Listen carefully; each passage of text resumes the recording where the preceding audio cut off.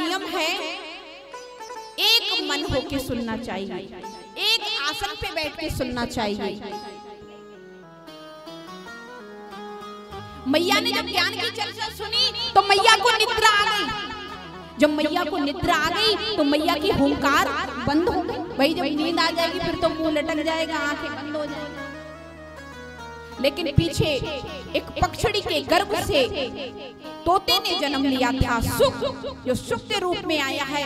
उस पक्षड़ी के बच्चे ने सोचा कि मैया ने हुंकार करना बंद कर दी है और बाबा जो कथा है वो आंख बंद करके सुना रहे हैं, और हुंकार जब बंद हो जाएगी तो बाबा कथा विराम लगा देंगे, और कथा जब विराम लग जाएगी तो पूर्ण कथा सुनने को नहीं मिलेगी। इसलिए तोते ने पीछे से कथा की हुंकार भरना शुरू कर जैसे एक दो वैसे 7 दिन की कथा विराम लगी और एकदम भोले बाबा ने जयकारा लगाया, बोलिए बोल कृष्ण भगवान की जय। मैया की आंखें खुली, मैया बोली हाँ बाबा, फिर क्या हुआ? फिर उद्धव जी कहाँ गए? बाबा बोले देवी कहाँ चली गई? बोले क्यों?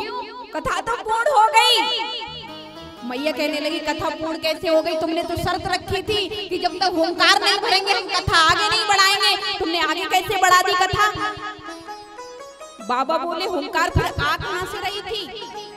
हुंकार आ कहां से रही थी? जब पता चला कि हुंकार कहां से आ रही तो बाबा ने इधर उधर देखा, कुछ नहीं मालूम पड़ा। अब तो आश्चर्य में पड़ गए कि फिर हुंकार दी कौन रहा जब मैया ने हुंकार नहीं दी। एकदम भोले बाबा ने त्रिशूल उठा लिया और क्रोध आ गया, किसने इस विद्या की चोरी की है वो मेरे सामने आ जाए।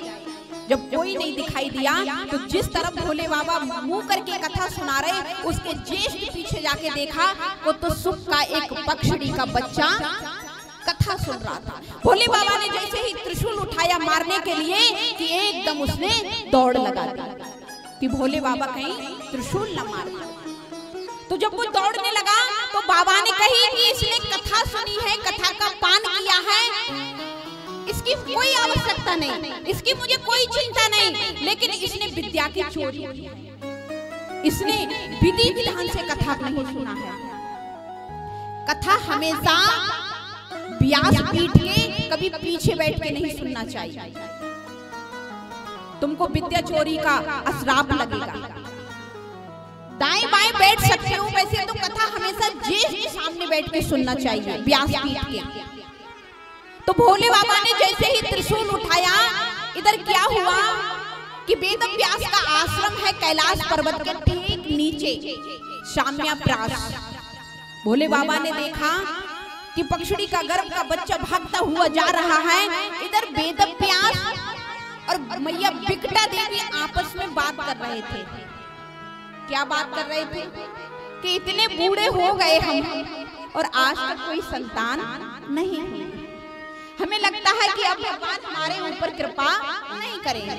इतनी जब बात सुनी तब तक मैया को क्या हुआ कि उवासी आ गई। उवासी जानते हो?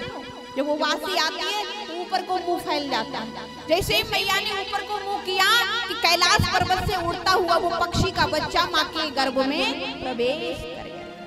बोलिए सुखदेव भगवान की जय। जब माँ के गर्भ में प्रवेश कर गया,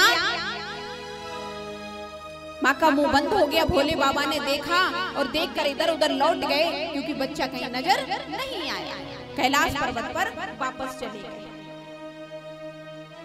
सुखदेव जी माँ के गर्भ में एक नहीं दो नहीं 12 साल तक गर्भ में रहे। कितने?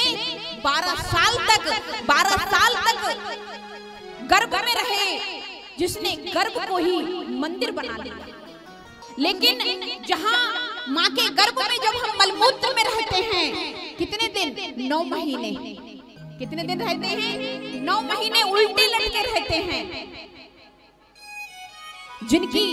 जिस गर्भ में आने के बाद दुनिया गर्भ की बुराई करती है कि अरे गर्भ में आए, मलमूत्र में रह रहे हैं, उल्टे लटके हैं, लेकिन उस गर्भ को सुखदेव भगवान ने मंदिर बना दिया। क्या बना दिया? मंदिर। अपनी पति से कहते हैं वेद व्यास से कि महाराज ये बच्चा तो बाहर आने का नाम ही नहीं ले रहा है। वेदव्यास कहते हैं देवी जरूर कोई सच्चा भक्त होगा, इसलिए ये बाहर नहीं आ रहा है। लेकिन फिर वचन देते हैं बेटा मैं तुम्हें आदेश देता हूँ तुम माँ के गर्भ से बाहर आओ, तुम्हारी माँ को बड़ा कष्ट हो रहा है। 9 महीने में माँ को कितना कष्ट होता है, जिन माँ ने झेला है उनको पता होता है इस बात का। और कहा 12 साल, उस माँ के दिल से पूछो जिसने 12 साल गर्भ में धारण किया हो। 9 महीने में तो लाले पड़ जाते हैं, हाँ जी या ना जी।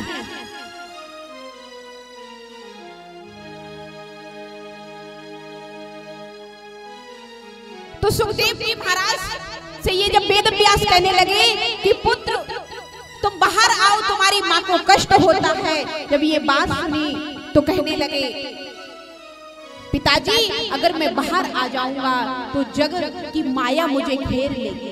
वेदव्यास ने आदेश किया बेटा जग की माया का तुम्हारे ऊपर कोई प्रभाव नहीं होगा, ये मैं तुम्हें वचन देता हूँ। जैसे ही गर्भ से बाहर आए और बाहर आते ही जन्म लेते ही जंगल को चले। अगर तुम्हारे घर का कोई बच्चा जन्म ले और जन्म लेके जंगल चला जाए तो क्या बीतेगी माँ बाप पे। लेकिन सुखदेव सिद्ध कोटि के संत पुरुष,